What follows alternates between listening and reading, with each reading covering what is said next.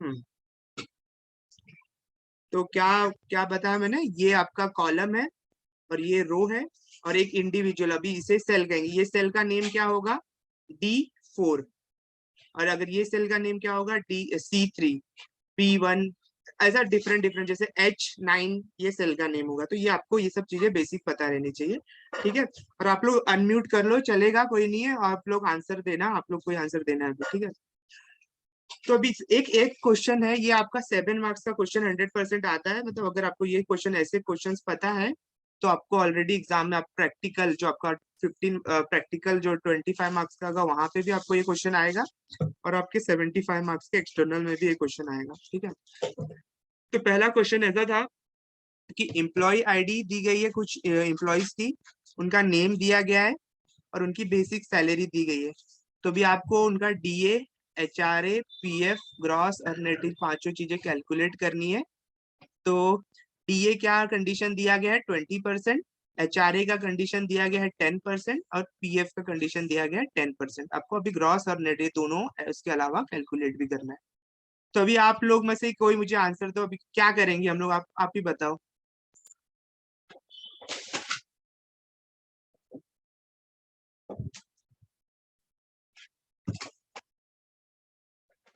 लो, आप लोग करो अनम्यूट, कोई प्रॉब्लम नहीं है, रॉन्ग आंसर होगा तो भी ठीक है, चलेगा।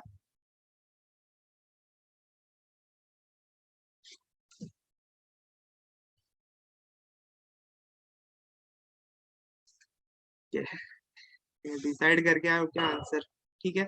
तो चलेगा।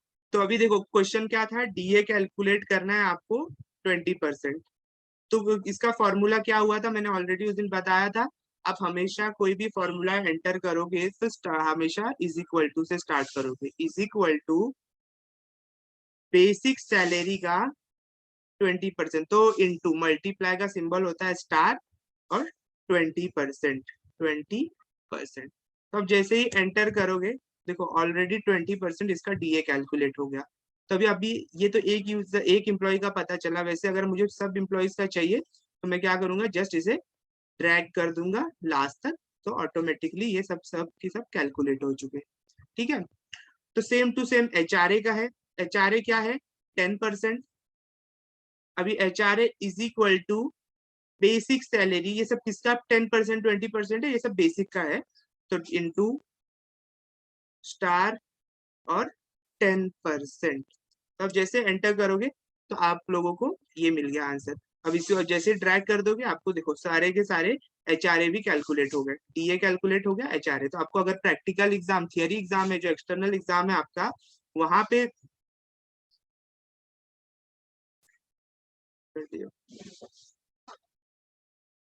देखो देखो फॉर्मूला है ये, हाँ मिताली आप जो पूछ रहे हो ना, फॉर्मूला है, मतलब ऐसा नहीं कुछ है।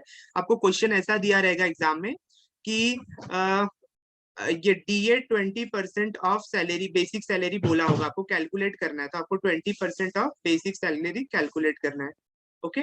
तो मिताली आपका ये क्या ऑडियो नहीं काम कर रहा है क्या, अब डायरेक्ट, क्योंकि अभी चैट बॉक्स मैंने ध्यान नहीं दिया इसलिए बीच में।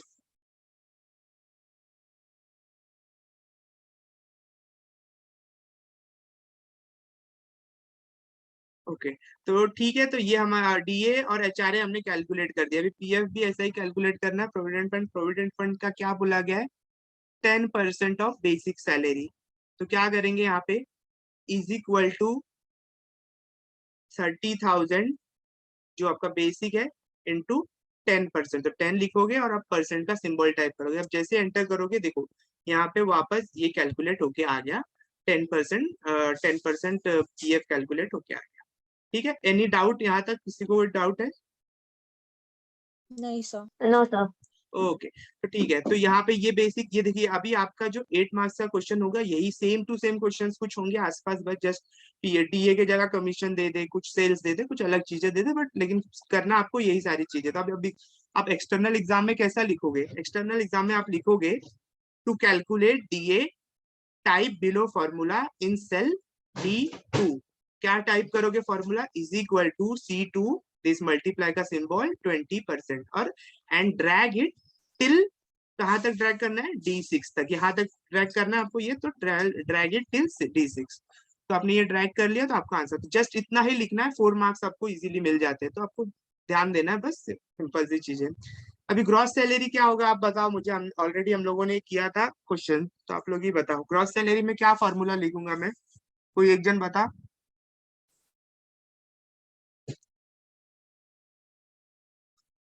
बोलो। is equal to sum bracket C2 into हाँ, E2. ओके, D2 से E2 तक, सॉरी, हाँ सही कहा आपने, C2 से E2 तक, ओके, ब्रैकेट क्लोज, एंटर। आप देखोगे ग्रॉस सैलरी यहाँ कैलकुलेट, तीनों का सम कैलकुलेट होके हमें दिख रहा है। अब हम इसे भी क्या करेंगे, इसे भी ड्रैग टिल लास्ट, तो ये भी हो गया। अभी नेट सैलरी में क्या लिखेंगे फॉर्मूला बताइए।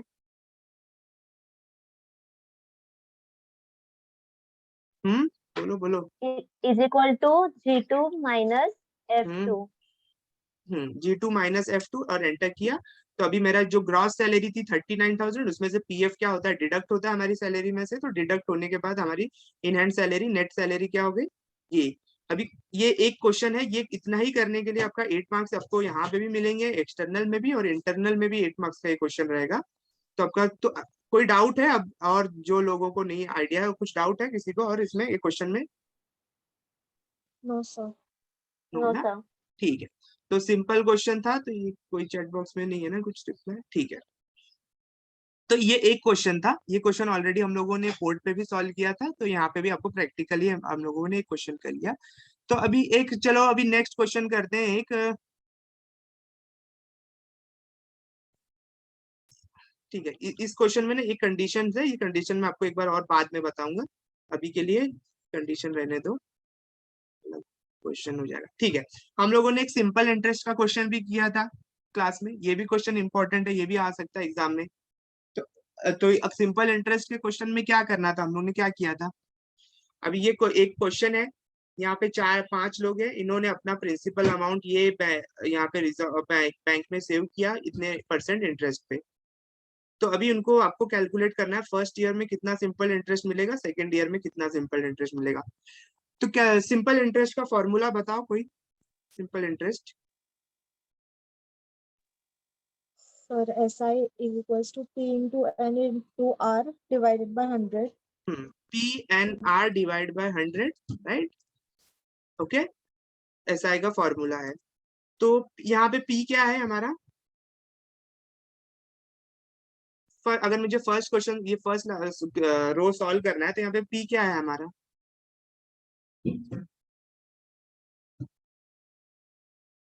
पी फॉर क्या होता है, प्रिंसिपल होता है, प्रिंसिपल जो अमाउंट आपने बैंक में सेव किए, तो यहाँ 25,000 हमारा पी है। एन क्या होगा, एन कितने नंबर ऑफ ईयर्स, तो 1 ईयर, हम लोग फर्स्ट 1 ईयर के लिए कैलकुलेट कर रहे हैं, तो 1। और आर क्या होता है, रेट ऑफ इंटरेस्ट, तो रेट ऑफ इंटरेस्ट क्या है, 9.5%, ओके। तो अभी यही चीजें हमको सॉल्व करनी है, तो क्या करेंगे, पहले फॉर्मूला लिखेंगे, इज इक्वल टू, हमेशा फॉर्मूला इज इक्वल टू से स्टार्ट होगा। तो पी क्या है, पहले तो ब्रैकेट ओपन होगा, क्योंकि ये चीजों, ये तीनों को हम एक ब्रैकेट में रखेंगे, तो P मल्टीप्लाई बाय एन क्या है, एन हमने उन्हें बताया 1 ईयर, फर्स्ट ईयर के लिए कैलकुलेट करें तो 1, फिर मल्टीप्लाई बाय आर क्या था, आर हमारा है rate of interest 9.5, bracket close, divide by 100। क्या किया, ये सेम टू सेम चीज, ये फॉर्मूला यूज कर रहे हैं हम, PNR divide by 100, PNR divide by 100, और हमने एंटर किया, तो आप देखोगे यहाँ फर्स्ट ईयर का आपका ये इंटरेस्ट कैलकुलेट हो गया, सिंपल इंटरेस्ट। तो अगर आप कैलकुलेट करो तो 9 3 27, ओके। एनी डाउट, ये सिंपल इंटरेस्ट के ये क्वेश्चन में डाउट है किसी को कुछ? No, sir. ओके, अभी सेकेंड ईयर का कैलकुलेट करना है, तो मैं क्या करूंगा सेकेंड ईयर के लिए, दो सेकेंड ईयर के लिए सेम इंटू फॉर्मूला, 2। हाँ इंटू कर देंगे, ये जस्ट यही फॉर्मूला अगर मैं यहाँ पे कॉपी करके यहाँ पेस्ट कर दूं, और यहाँ पे जस्ट मैं 2 लिख दूं, 2, और एंटर कर, सॉरी, हाँ ये कॉपी किया मैंने, ये पेस्ट किया,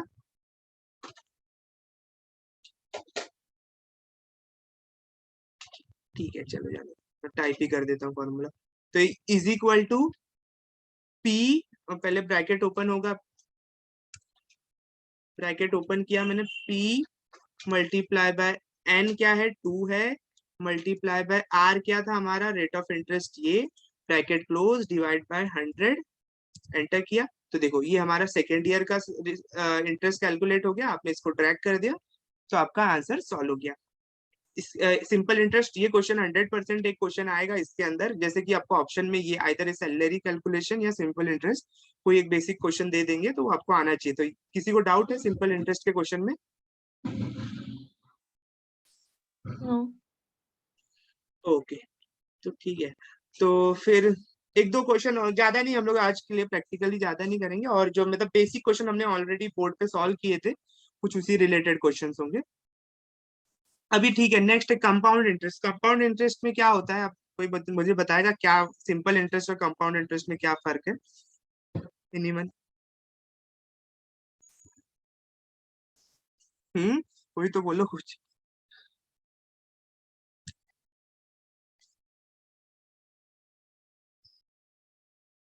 हेलो?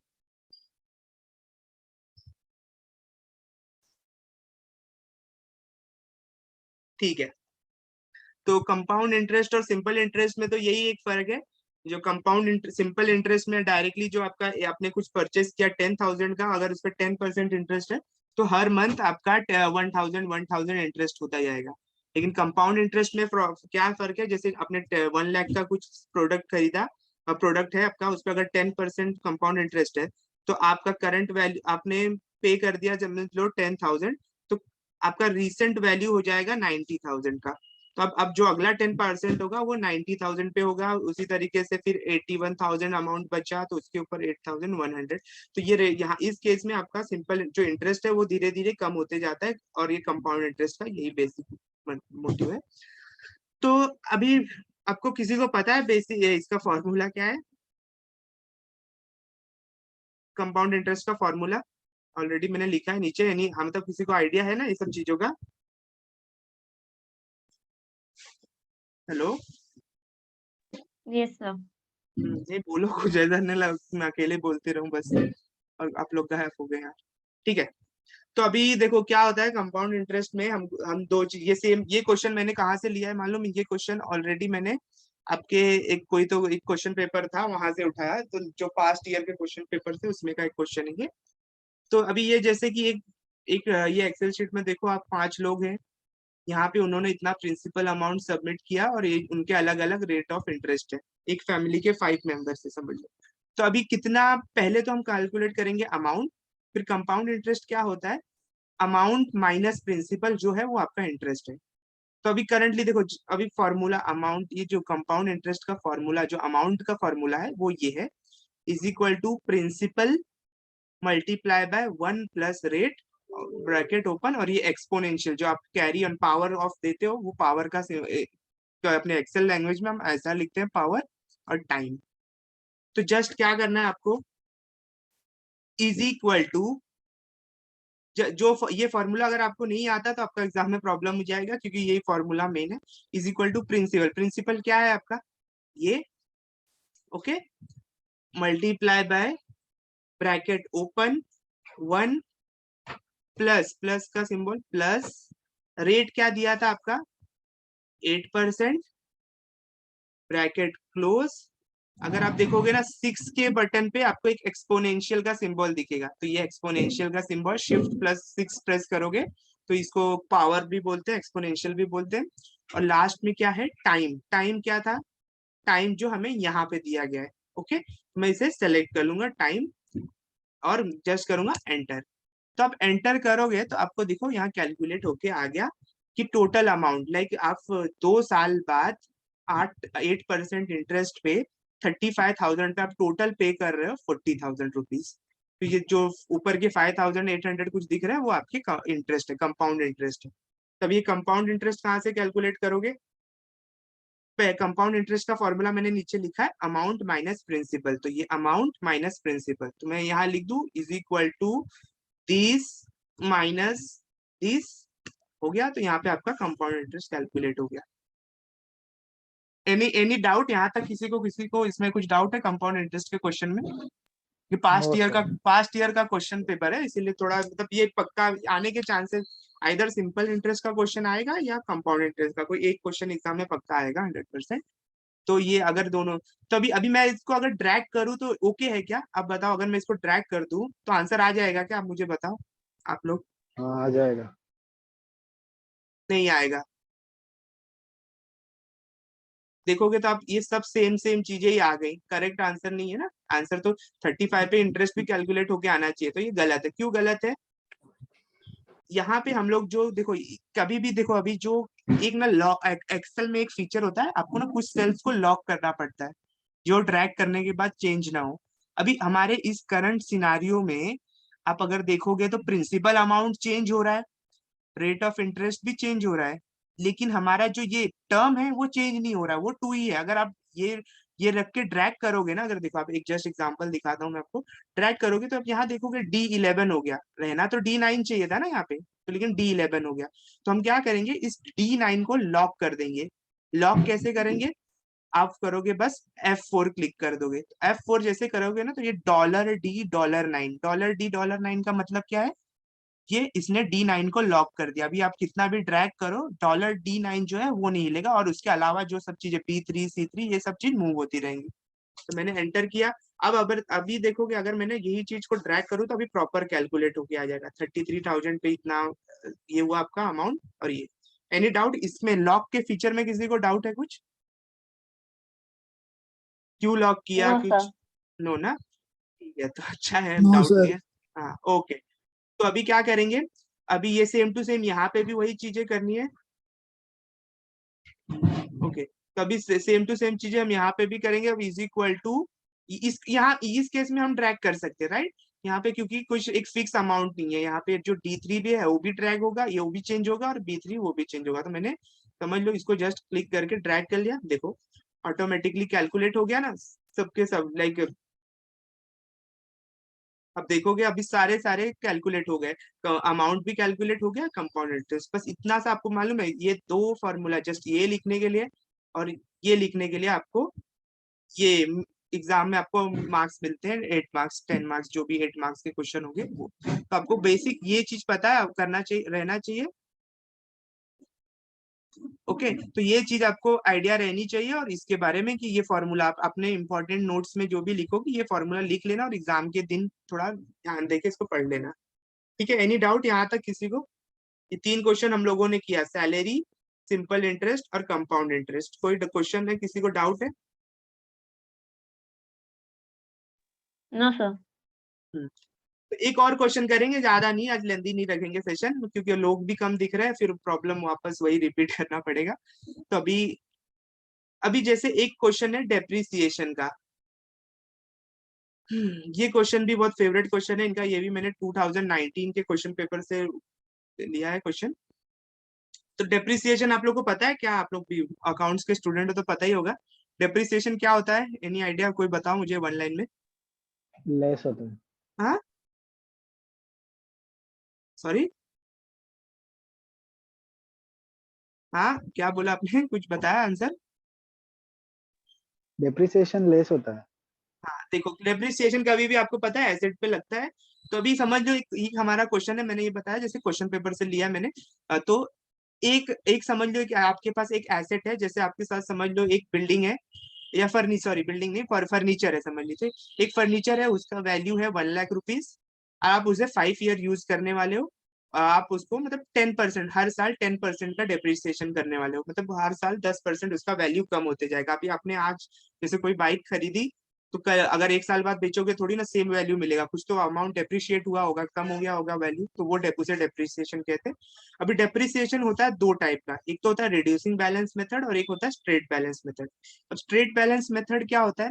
जहाँ आपने डिसाइड कर लिया कि डेप्रिसिएशन फिक्स अमाउंट का होगा, लाइक हर हर साल आप 10% की डेप्रिसिएशन कर दोगे, चाहे कुछ भी वैल्यू रहे। जैसे 1 लाख का आपका प्रोडक्ट है, कोई कार है, बाइक है, जो भी है, हर साल उस पर 10% का डेप्रिसिएशन, 10% का डेप्रिसिएशन आप लगाते जाओगे। तो अब जैसे इन करंट ये सिनारियो में देखो, जैसे पहले जिस दिन उसने समझ लो एक कार है या एक बाइक है समझ लो, जब उसने गाड़ी खरीदी तो उस साल तो डेप्रिसिएशन लगेगा नहीं, क्योंकि तो नई नहीं है अभी, तो थोड़ी ना एक दिन में वैल्यू खत्म हो जाएगा उसका।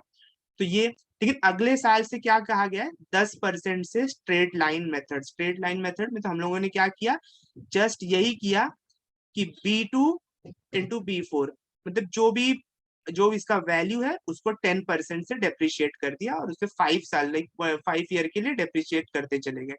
तो हमेशा 10,000 ही होगा, क्योंकि सिंपल सा चीज है कि हम लोग ने स्ट्रेट लाइन मेथड हम लोग ने डिसाइड कर लिया कि हर साल जो है 10% का डेप्रिसिएशन होगा। तो हमने क्या किया, जस्ट ये फॉर्मूला लिखा। इसको लॉक क्यों किया मुझे बताओ, कोई एक जन लॉक क्यों किया इसे? बोलो बोलो।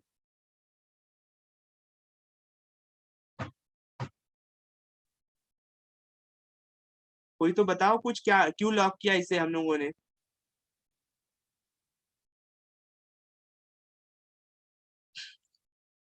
मेरा ठीक है। लॉक क्यों किया, क्योंकि जैसे अभी हमने अगर B2 और B4 लिख के ड्रैग करते हैं तो नीचे B3 B4 ये सब चेंज हो जाता है, लेकिन हमारे यहाँ तो वैल्यू नहीं रहती ना, तो हमें तो यहाँ एक फिक्स वैल्यू, हमको फिक्स पता है कि हमारा कॉस्ट कहाँ है, डेप्रिसिएशन कहाँ है, और ये रेट ऑफ इंटरेस्ट कहाँ है। तो इसीलिए हमने लॉक कर दिया कि वो चीजें चेंज ना हो। तो ये डेप्रिसिएशन में फर्स्ट ईयर में 0 था, तो हर अगले साल 10,000 का डेप्रिसिएशन हुआ, फिर नेक्स्ट ईयर 10,000 का डेप्रिसिएशन हुआ। क्यों 10,000 हो रहा है? क्योंकि 10% ऑफ 1 लाख वो डेप्रिशिएट होते होते जा रहे हैं। Okay, any doubt in this SLM में? आपको किसी को कुछ डाउट है? स्ट्रेट लाइन ये बहुत सिंपल है, स्ट्रेट लाइन थोड़ा इसमें थोड़ा प्रॉब्लम है रिड्यूसिंग बैलेंस मेथड में, लेकिन यहाँ पे ठीक है। Any doubt? हेलो, है कि नो नहीं? सर। No sir. देखो ये क्वेश्चन को आप जो कर रहे हो ना, जस्ट एग्जाम के सेंस से मत लो। मैंने आपको पहले दिन ही बोला था, ये आपके फ्यूचर में, आपके जब कॉर्पोरेट में आप जॉब भी पे जाओगे, तो आप जब लिखोगे रेज्यूमे में कि आपको एडवांस एक्सेल ये सब चीजें आती हैं, SQL ये सब आती है, तो आपका अब एज अ बीकॉम का जैसे एक सादा ग्रेजुएट स्टूडेंट नहीं कंसीडर हो गया, आपको एक एक्सपर्टाइज है आपके पास। ये सब चीजें कोई ऑफिस ऑर्गेनाइजेशन में उनको पता है कि ये सिखानी नहीं पड़ेंगी, ये लोग करेंगे ही। ओके, तो इसको सीरियस लो, इसको आप जस्ट एग्जाम के सेंस से मत लो कि आज पढ़ा कल भूल जाओ। इसको आप एज अपने डेली रूटीन में, आप आपको जब टाइम मिले, अगर किसी के पास पर्सनल लैपटॉप है कुछ है, तो डेली प्रैक्टिस भी करो थोड़ा। तो ये आपके फ्यूचर के, जैसे आप अगर आज देखोगे कोई भी कंपनी में हो, एक छोटा सा मतलब एसोसिएट से लेके एक CEO भी होता है, उसका भी डेली दिन का मतलब 50% टाइम इसका एक्सेल और इसी डॉक्यूमेंट पे चले जाता है, इसी यही सब चीजों पे घूमते फिरते रहता है। ओके, तो आप लोग इसको थोड़ा अपने पर्सनल ग्रोथ के लिए भी कंसिडर कर सकते हैं।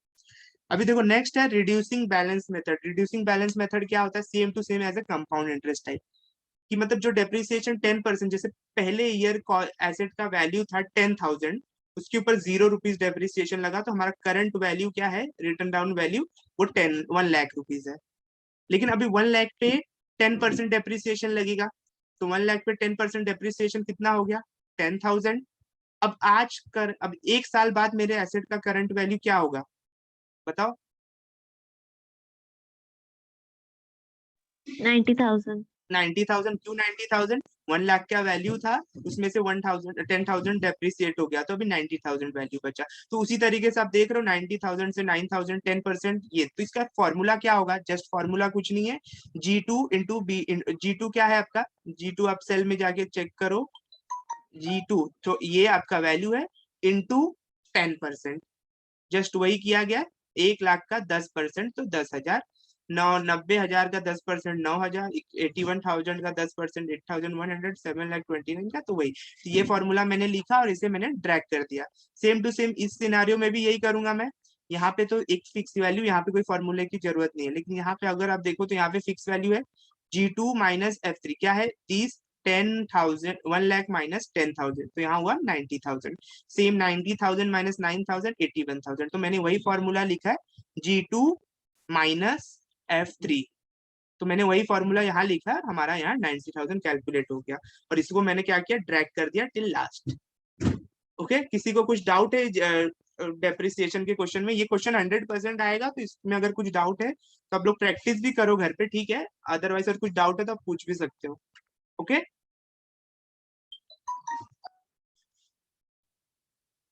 ठीक है ना। Yes sir. ओके, तो हम लोगों ने देखो एक्सेल के मेजोरिटी ऑफ क्वेश्चंस अभी सॉल्व कर लिए। जो सब टोटल और कुछ बेसिक क्वेश्चन है वो हम एक अगले सेशन में रखेंगे और देखेंगे और लोग आ रहे हैं, ज्वाइन कर रहे हैं कि नहीं। और ठीक है, एक सेल्स एंड कमीशन का क्वेश्चन था। अभी आप ना कोई मुझे एक जन आप लोग में से इसका आंसर बताओ। मैं ये रिमूव कर दे रहा हूँ अभी के लिए कंडीशन। हाँ, अभी मुझे आप बताओ, मुझे अगर कमीशन कैलकुलेट करना है, एडिशनल कमीशन कैलकुलेट करना है, टोटल कमीशन, क्या करूंगा बताओ जल्दी जल्दी।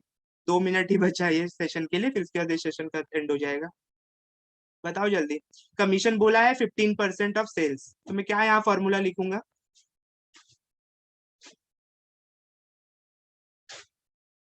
बोलो कोई तो। Is equal to is equal to C2 into 15%। 15%। मैं यहाँ लिख दूं 15% और मैंने ये एंटर कर दिया। सेम टू सेम अगर मुझे एडिशनल कमीशन कैलकुलेट करना है तो क्या करना पड़ेगा? B2 into 20%. तो B2 into 20%। आपने ये एंटर किया, इसको भी ट्रैक कर दिया। अब टोटल कमीशन क्या होगा? टोटल कमीशन तो आपको C2 पता है।